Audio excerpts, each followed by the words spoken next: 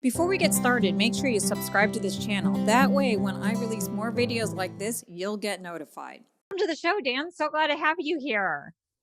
Well, Betsy, I am thrilled to be here. Thanks for having me. So I would love for you to share a little bit about you and what you do and also how we met. A little bit about me. Well, I'll start with I am a consultant, a speaker, and an author, and that maybe kind of big picture stuff. But I work with the small and medium-sized businesses and entrepreneurs to help them around everything related to risk management and resilience. And believe it or not, the book we're going to talk about today deals with that, maybe even more on a personal level.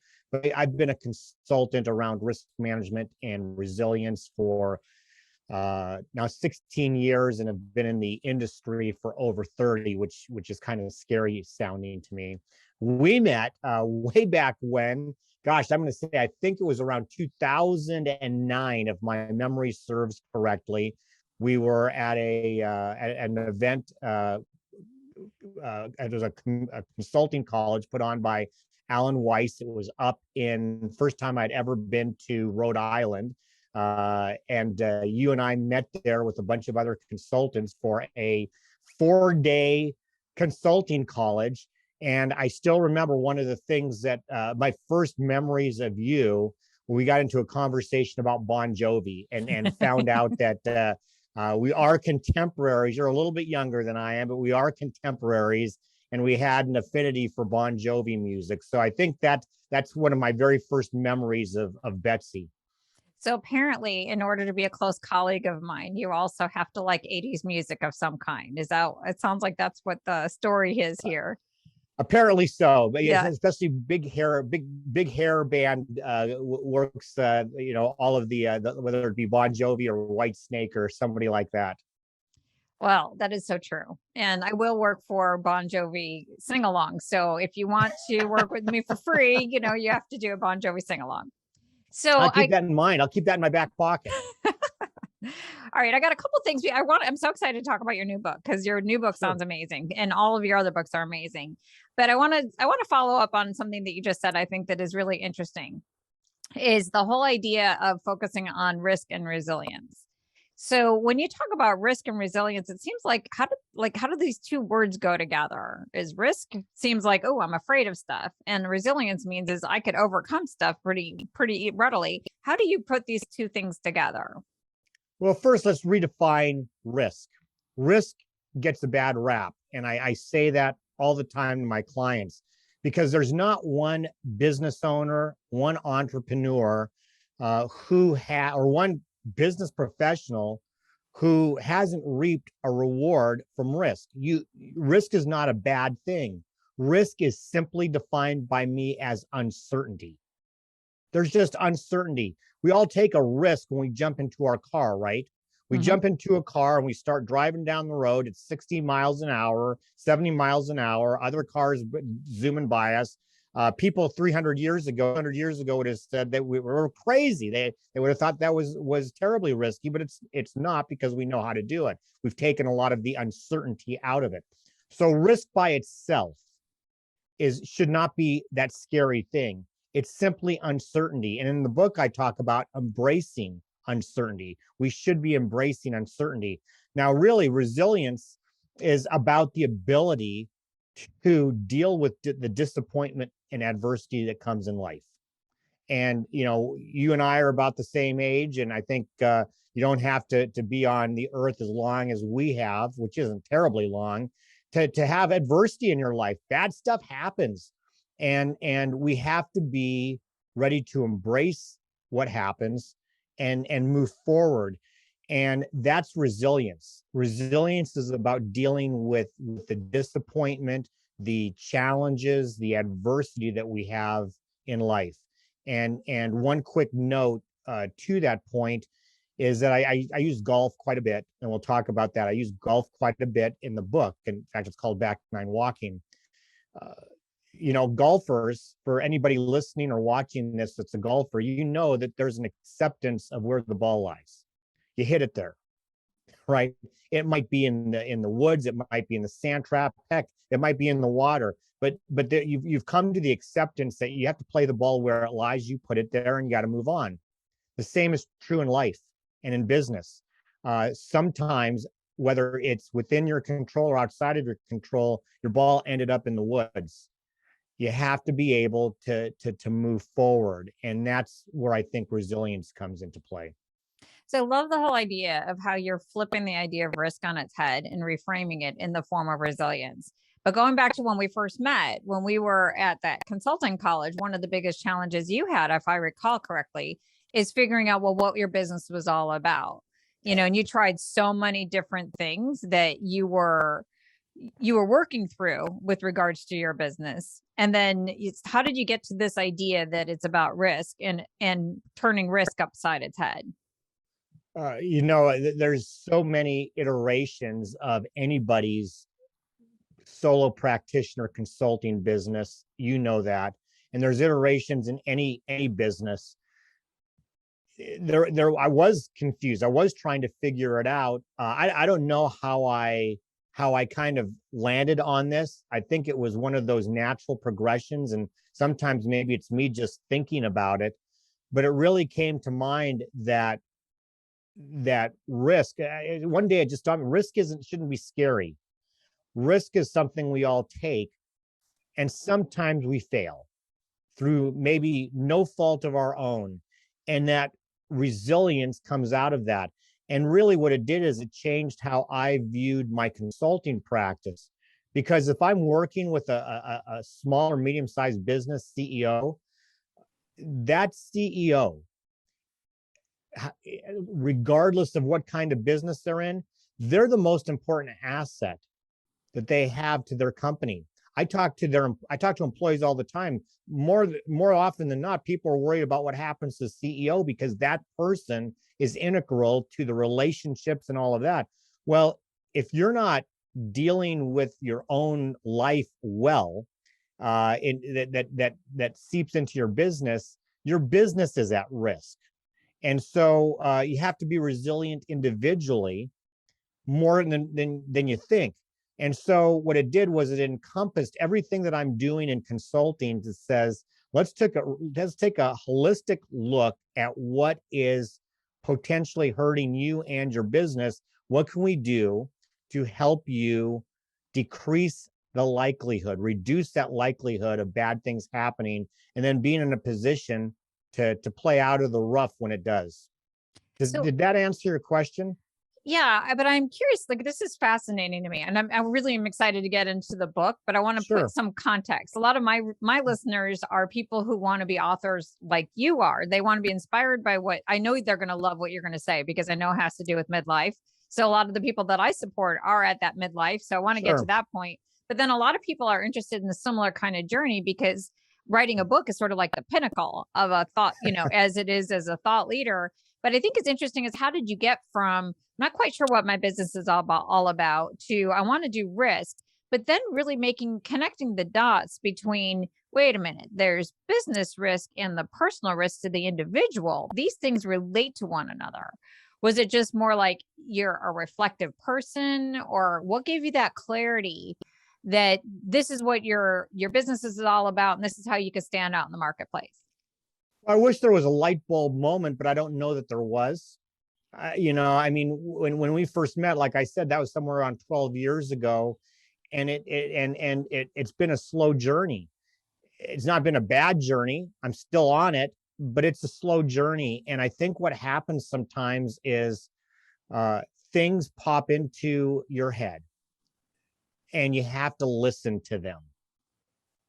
And somewhere along the line, it popped into my head, whether I was out walking the dogs, or whether I was driving down the road, or whether I was listening to somebody speak. I don't know where that was, but somewhere along the line, this concept hit me. And I think maybe that's the biggest takeaway, Betsy, is we can't just throw away an idea that pops in. Because it maybe it's good, maybe it's not, but you don't know it. You have to value that. And so I've become, over the years, a recorder of ideas that pop into my head. And I write them down, usually on my, I usually don't write them. I usually type them into my phone. I have a notepad for that. And I will revisit them, and I'll think about them, and I want to give them their due. And I think that really that's what happened here is over the course of time, somewhere along the line, I had this thought, and it's like, oh, this makes sense. But I needed to kind of keep moving forward on it. So I think that that's the answer, because I don't know that I have a better one. Actually, it relates to a different answer to a different question that I had on a different interview that I did with you that's on my YouTube channel. And for those of you who are listening, I have another amazing interview with Dan about his 15 years of success in the consulting business. And what you said in that interview was all around trusting yourself. So it Yeah. seems like this is just another iteration of trusting yourself, as you also trusted your ideas. And also the other thing that's interesting, you have an insurance background. So this whole idea of being in the risk world is completely organic. It's not like it was you were over here and then your big idea was completely separate from you. It was organic to you. And that's where it's a different kind of thing. Well, they all meld together. And the challenge really that I've had, and I'm still on this journey, is helping people understand these aren't different things. Whether it's insurance, whether it's risk management, whether it's resilience, these all apply to the same large concept of we're all on a journey.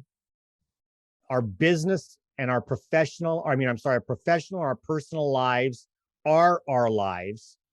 And how we deal with all of that affects each of the other places. So we probably need to work on it from a large, kind of a large picture of, if risk is defined as uncertainty, as I said earlier, let's embrace it, because the uncertainty should be good. There should be a lot, as much, more good than bad. Let's figure it out. And I think that that's where I am in my own branding journey. And I know that you're an expert in branding. It's coming up with kind of the notion of explaining to people, or at least helping them to understand that this all is intertwined. Yeah. Put this into a book. And really, somewhere about mid-year this year, I came to the conclusion that I was going to write a book on these topics, because there seemed to be a wider net of people who would read it. You didn't even have to be a business professional. You could be a W-2 employee for somebody and still gain value from it. So I thought a larger net of people who might find interest.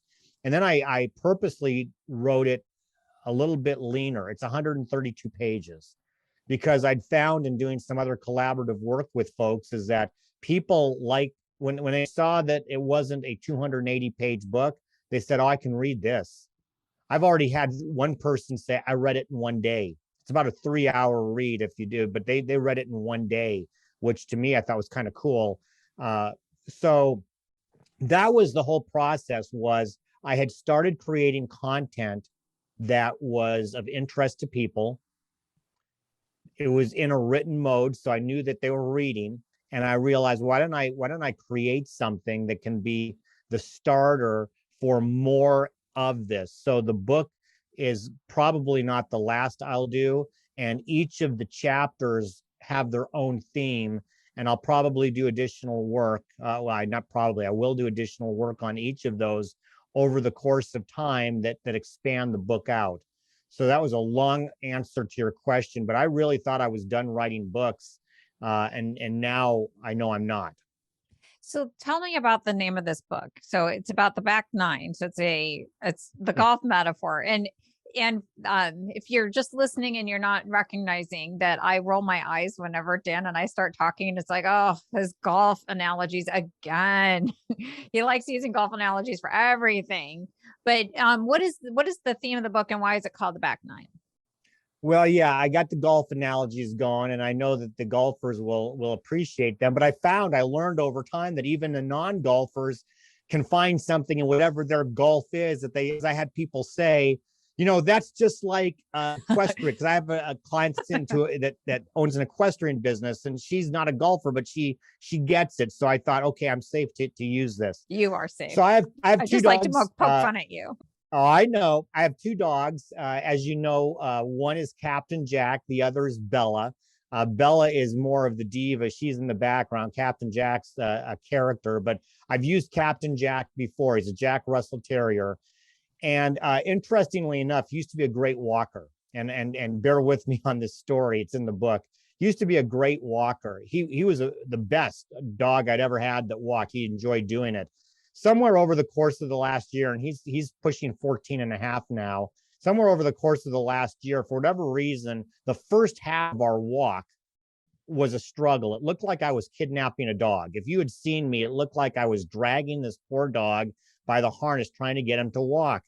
Somewhere around the turn, the halfway point, and I think it's because he knew he was going home, he turned into a great walker again. And I started joking with him, man, your front nine is terrible, but you're a really good back nine walker. And so this is one of those ideas that I talked about that germinated in my head about back nine walking. And I put it to a point that, well, he's in the back nine of life. I'm in the back nine of life. I mean, the reality is I'll be 57 in a few days. I'm probably not going to live to 114. Even though I hope to live a long time, it's not going to be that. So I'm walking somewhere in the back nine of life. And the concept of the challenges, the obstacles, the adversity, the uncertainty, the volatility. I didn't know in the early stages of my life what that meant. And I do now. And because I feel like I'm in the midst of it. And it's really not a midlife crisis. It's a midlife understanding that you have kids that are now no longer toddlers. They're growing up, they're going to college, or they're getting into their own lives. You're having grandchildren. As I did, you have aging parents who end up not only aging, but having challenges as they go from aging to death. And all of these life journeys affect you personally, but they also affect your career and your business, because you cannot separate the two. And so I on many of these walks, I guess I started coming up with this idea of, well, if we're all going through the back nine together, we're all going to be facing some common challenges, whether it's relationships with family, whether it's kind of this, what am I doing with my life, whether it's health challenges, whatever it is, we're all dealing with these. And it's part of risk, as I defined risk, and it's a huge part of resilience, as I defined resilience. And so I thought a book for somebody who is in their early to mid 40s and up, which is a lot of the population, would resonate with people. And so I started testing it out with what I was writing. And that's how this came about. And again, I apologize for the long answer, but it wasn't a quick journey, but it was something that I thought, and I got feedback that was of interest. So I love this idea of testing it out. What was the format that you tested it out? And were you sharing more your personal stories, or how did you test it? And what were the topics? More personal story. I'll just start with that. There were more personal stories. There was a certain level. I'd always given personal stories, but these were probably more vulnerable stories. They were more, personal in the sense of as my parents aged and died, and issues around that comes to mind immediately. But they were more personal, and I tested them out in my newsletter and in my blog. And in my column, that I'm a monthly business columnist for the paper here, and I started testing them out there with my editor, and he loved them, and he started putting them in some other places as well. And so that, and the feedback I started getting, so that's where I tested them out. Did you get more feedback on the idea? Interest? Or was it more on you sharing your story? Like people are like, I relate to you, Dan, or just that like, wow, that's a cool idea. Or was it a combination? Combination. combination. And as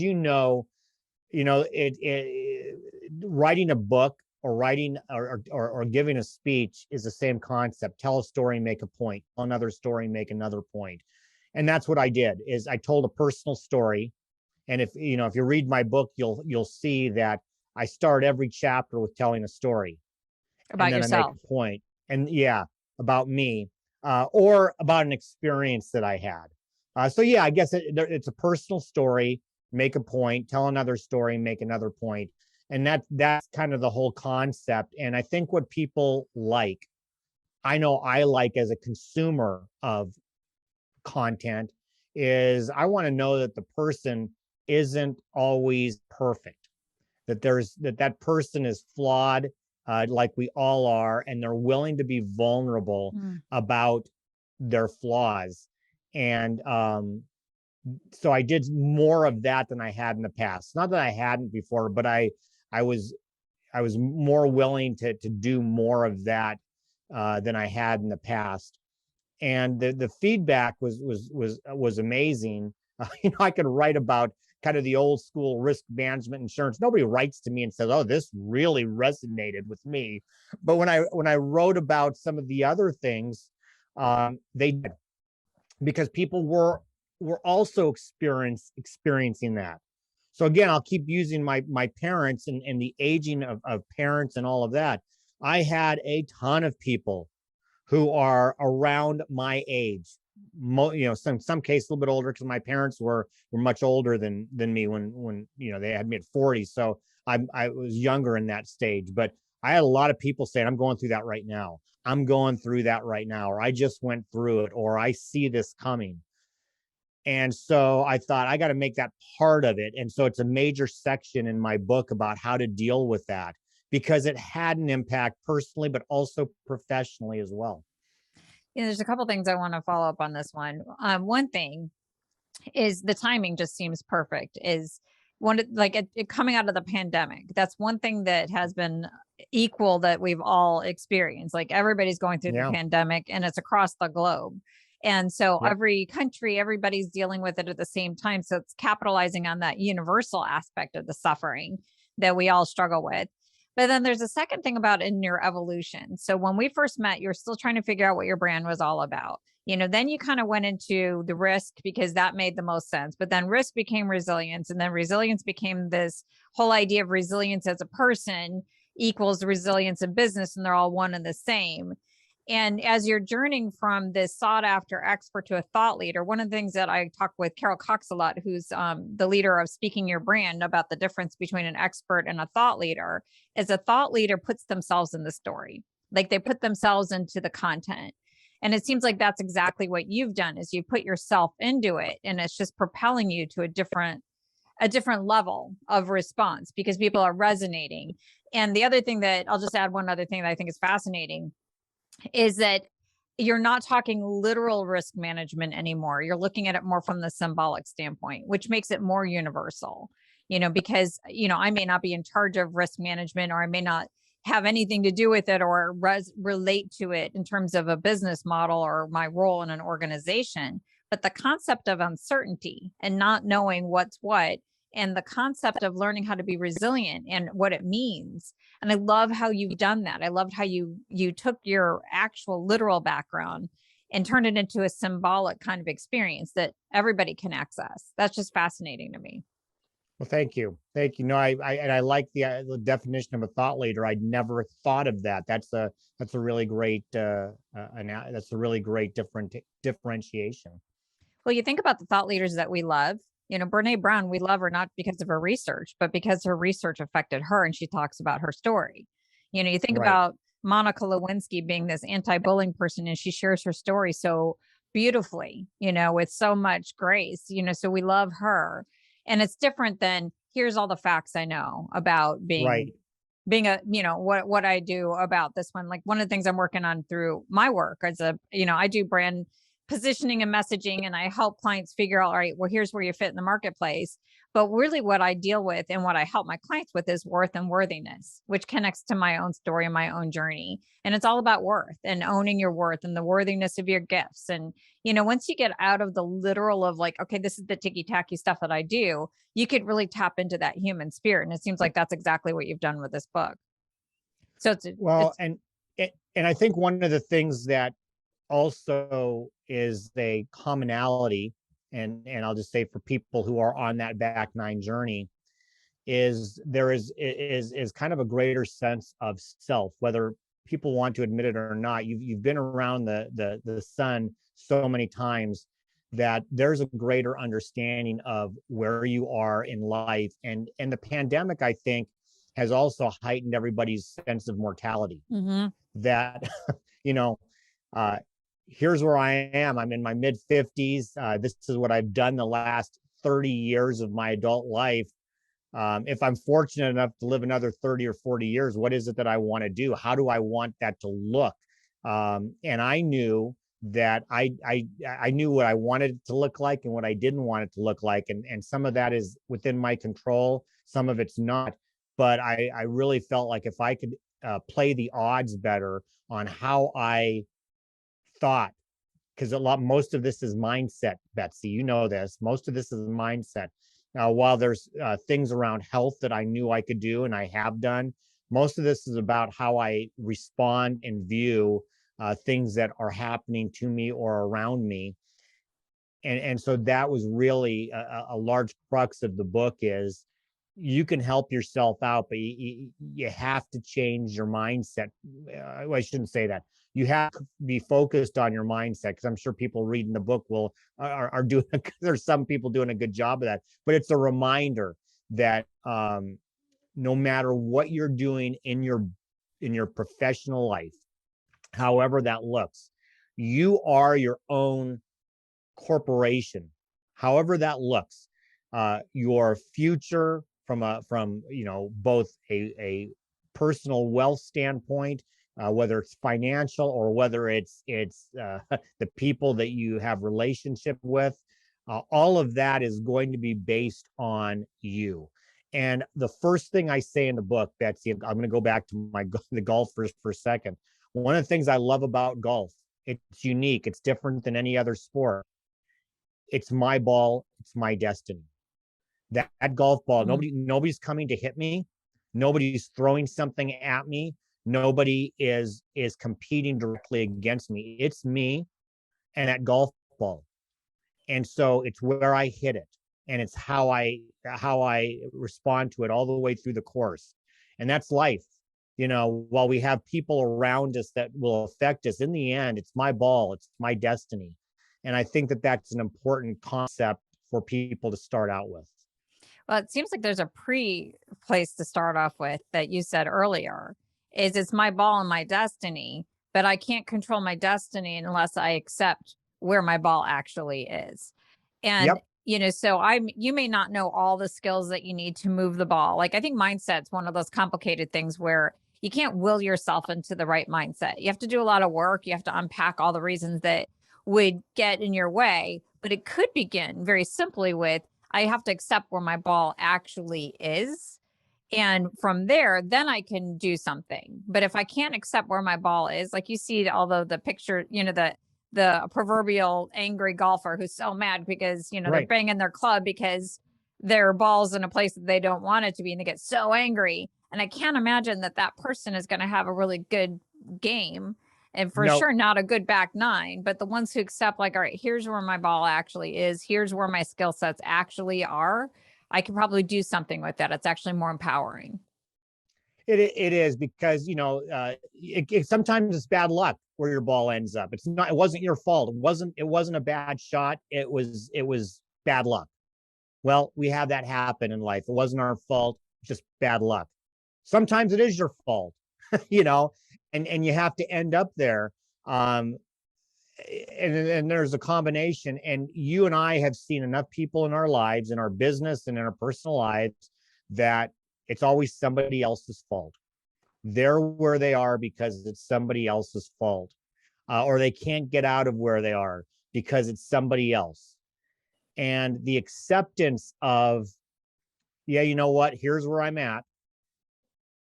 How do I get over there? And I, again, using golf, the goal is not to hit the ball the farthest. The goal is to get the ball in the hole in the least amount of strokes. Mm. And it's course management. This is life management. This is business management. If you get off course, get back on course now. But you don't have to take the biggest risk. You just got to get back onto course because you want to take triple bogey out of play, right? And so that's part of life. And like I said, you don't have to be a golfer to understand the concept of, okay, I'm off course for whatever reason. I need to get back on course quickly as possible to minimize the, the damage, or maybe get an opportunity that presents itself. So if we're going to bottom line what the book is about, what I'm hearing you say is it sounds like what your overall theme is that the back nine can be your best back nine, like it was for Captain Jack, where he might have been dragging and then he got happy in his back nine walking. And the way that you get there begins with one, understanding that your personal, your career, your personal, your business, they're all intertwined. And part of that intertwining is learning how to deal with uncertainty and having the resilience and the strategies to get there, to get to that mindset where it's my ball, my destiny, begins with the acceptance of where your ball actually is, where your starting point is, and just working through that whole mindset is in there. And so that's where you have control over how the back nine actually goes, through acceptance of how maybe the first nine actually went, and acceptance of where you're actually at in order to move forward. I don't know if is that what the book's all about? That's a perfect way of putting it. I think really in the end, if I can break down the analogy, real golfers don't want the back nine to end. They're not they're not miserable on the back nine. And unfortunately, I've seen too many people who age in a way that is different than what they were on the front, and they say, oh, that's what happens when you get old, or that's what. No, you should be celebrating what probably is the perfect time in our lives, when we have all this experience and all this background and all the, what we've got. And so it's really about, hey, enjoy. And these are some ways that you can celebrate your, the back nine even more than what the front nine was. So that is beautiful. I love that, because that's the whole, and it's funny that you use golf, because most people picture like, oh, I've made it by being able to retire and spend all day long on the golf course. And you're not looking to get everybody to spend all day long on the golf course. It's just a metaphor for life to say, you got to go and enjoy your life, enjoy your second act, enjoy your third act of whatever it is. That don't just waste all of your experience by checking out, engage into your life. That's a great idea. That's a great, it's great truth. Actually, it's not an idea. It's just a great truth you're reminding us of. So I want to go back to just two other things before we wrap up this conversation. One, is there anything else that you want to talk about in terms of your journey as a consultant, as an entrepreneur, as a speaker, as an author, that anything about that journey or your books and what this book's all about? And I just didn't ask you the right question. I would just, if you're looking for, somebody who's listening or watching that's in their own journey and how to deal with that. I was asked once, if you could give yourself some advice, and let's just go back to, if you could give yourself some advice back then, what would it be? It would be this to everybody listening. It's going to be okay. There's going to be those really challenging, difficult times where you want to walk off the course. Right? I'm on the 12th hole and I'm done. I'm going to walk off. Don't do it. Be persistent, be resilient, find help, get the right help. It's going to be okay. And that's probably the thing that I've learned, that through all of the adversity, through all of the good things, find a way to enjoy the journey, because it's going to be okay. So is this the one piece of advice you would have given your younger self who was just starting out your consulting business? Is that what you would have said is, Yeah, I would have said just relax. It's it's going to be okay. It's going to be hard. It's going to challenge you, uh, but you're in control of how you respond to it. So just relax. It's going to be okay. awesome? And for people who want to get your book and learn more about you, your business, working with you, how do they get the book and how do they get in touch with you? So the easiest way to get the book is to go to my website, which is back9, and that's the number 9, back9walking.com. You can either buy it directly from me with a signed copy, or you can go to Amazon. It's available in all those formats. So back9walking.com. You can also go to danweedin.com to learn more about the work that I do. If you're a small business owner or a medium-sized business owner, and you're working on trying to help your business to deal with all of that, I can help with that. So the book is at back9walking.com, or you can go to danweedin.com. You'll also find it there as well. Well, thank you so much, Dan, for being on the show today. And if you want to learn more about Dan's journey as an entrepreneur, you could also check out the other video I have of us having a conversation about your 15 years of success as a consultant. So that's another way you can get to know more about Dan. But thank you so much for being here today. I really enjoyed our conversation. Thank you.